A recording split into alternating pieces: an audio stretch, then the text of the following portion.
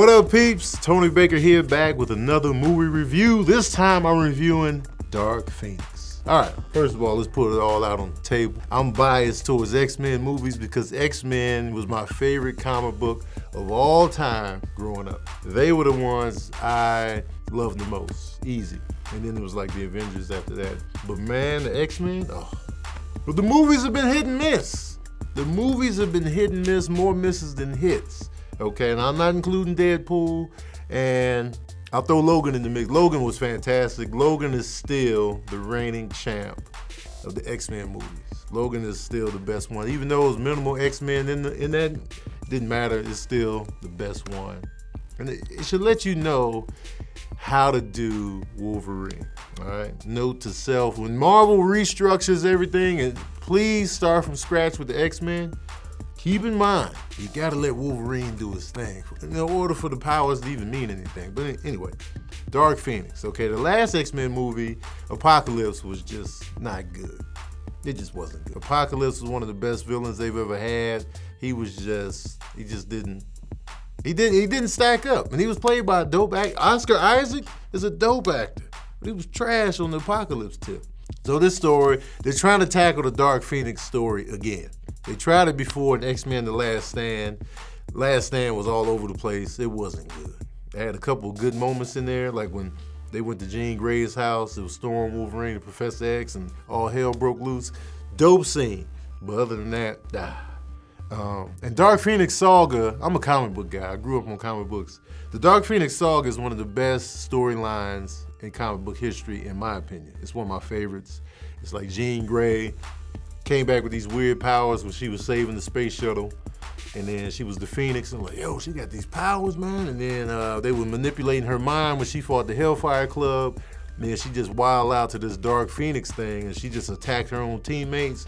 Went out into space, went to another solar system, destroyed a star, which in turn destroyed a planet. Billions of people dead because of Jean Grey. Jean Grey comes back, has no memory of what she did, and then the Shi'ar Empire pulls up and is like, yo, Jean Grey got to die, yo. What you mean, Jean? They always got Cyclops whining, Jean. And they were like, yo, she killed 1 billion people. Like, what do you mean? Jean Grey was like, no, I didn't. You know, I had cereal this morning. You know, I had a good night last night. Went to the movies. What do you mean?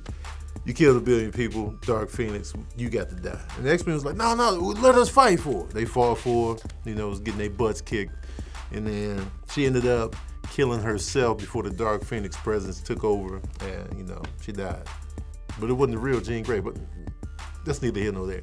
The movie, they always trying to modify everything. They're trying to change it. So now you got them doing a space shuttle rescue, and then Jean Grey is trying to keep the ship together in the meantime from this energy surge. And then the surge comes within her, and now she's acting weird, she's wilding out, she's getting real dark, and now the team has to deal with that.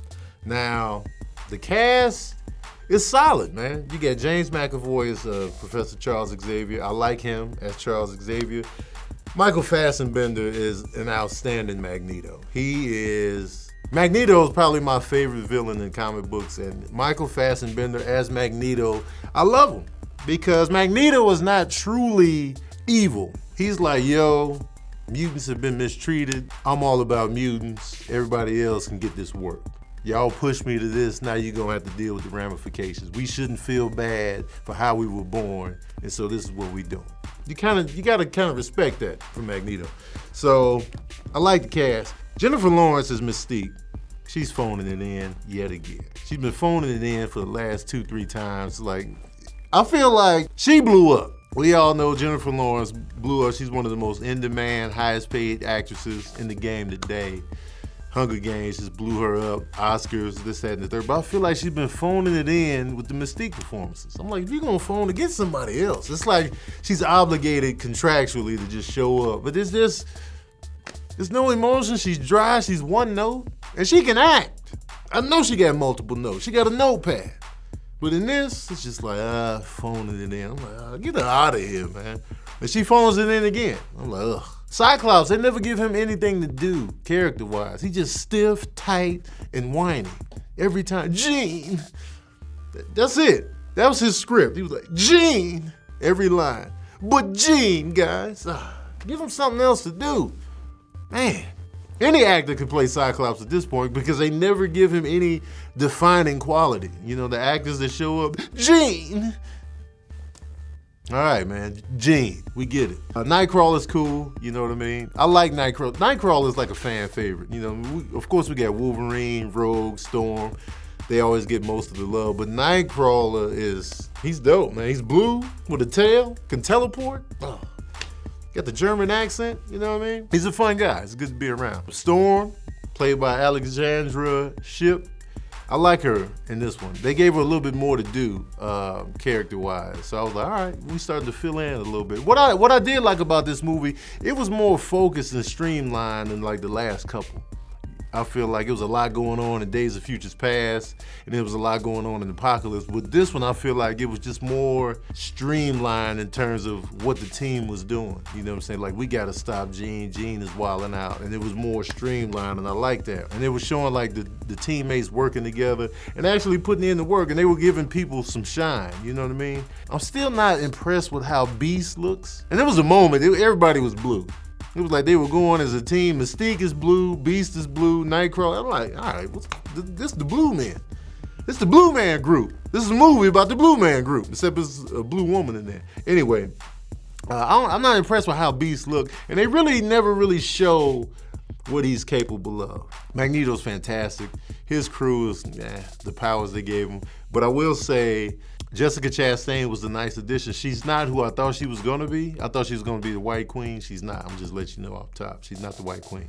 And you know, the critics aren't liking the movie, but honestly, it wasn't that bad to me. Like, it had some good action scenes. I was liking the fight scene in the train. I enjoyed it. I was going in, expectations minimal. I was like, man, this movie about to be trash once again. Another L for X-Men. But it wasn't too bad. It was definitely better than Apocalypse. I'm gonna say that. It's better than X-Men Last Stand. I put it above the first X-Men movie, but it's not as good as X2. I wouldn't put it in front of First Class either. Days of Futures Past, I gotta watch that one again. I gotta see. And they fumbled that storyline too. That's another great storyline in the comic books that they fumbled up. This one is not as bad as, on Rotten Tomatoes, it's like 23%, but it's not that bad to me. Sophie Turner is Jean Grey. I like Sophie Turner as Jean Grey. It's funny, I never even noticed that Sophie Turner was Jean Grey for a while until I saw the trailer and, you know, I was binging on Game of Thrones. Oh, this, you know what I'm saying? Stark. But she's good as Jean, you know what I'm saying? The only person that's really, I don't like Jennifer Lawrence's Mystique because she's phoning it in. And Cyclops, they just give him nothing to do. So it could be anybody off the street could be Cyclops at this point. They never give him anything to do. Rest of the cast, I'm like, all right, y'all can come on back. But I feel like they just need to start over. And I want Marvel to come in, start over, start with the original 5. Professor X, bring in the original 5. Iceman, Jean Grey, Cyclops, Beast, and Angel. Start from there. Magneto's the villain. Then in the sequel, you introduce Storm, Wolverine, Colossus, Nightcrawler, Thunderbird, Banshee, Havoc. You can put Havoc in the first one, because that's Cyclops' brother. Throw him in there too. Just start from scratch, Marvel, please. X-Men is my favorite, man. Because X-Men, what I like about X-Men is it's a deeper context. It's like, people hate us, mutants. They hate us, why do we fight for them? And then you got this crew over here like, we ain't fighting for none of them. We better than them. Why not just kill them?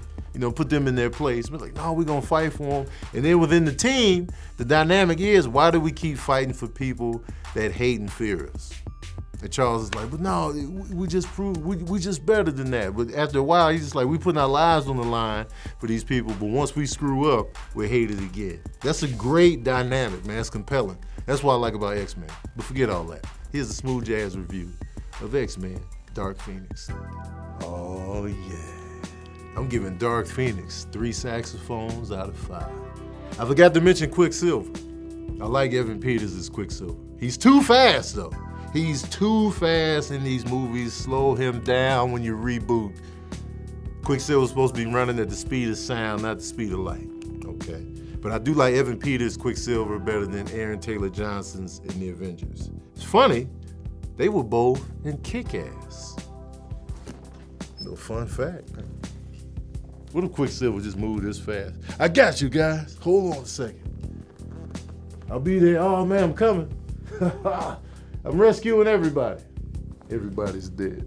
All right, peeps, that's my review of Dark Phoenix. Let me know what you thought of the movie in the comment section below. Are you gonna watch it? What do you think of the X-Men franchise as a whole? Let me know. For me, the best X-Men picks, X2. Logan is just the best of them all. And then Deadpool are the best of the X-Men universe movies. Of course, I feel like everybody knows this at this point. And I will point out Nightcrawler has a good moment. It's the second best Nightcrawler moment since the White House scene in X2. So check that out. Give it a shot, man. Give it a chance. I always want comic book movies to win financially just so they can keep pumping them out. Anyway, man, don't forget to like, share, and subscribe. And as usual, we out here.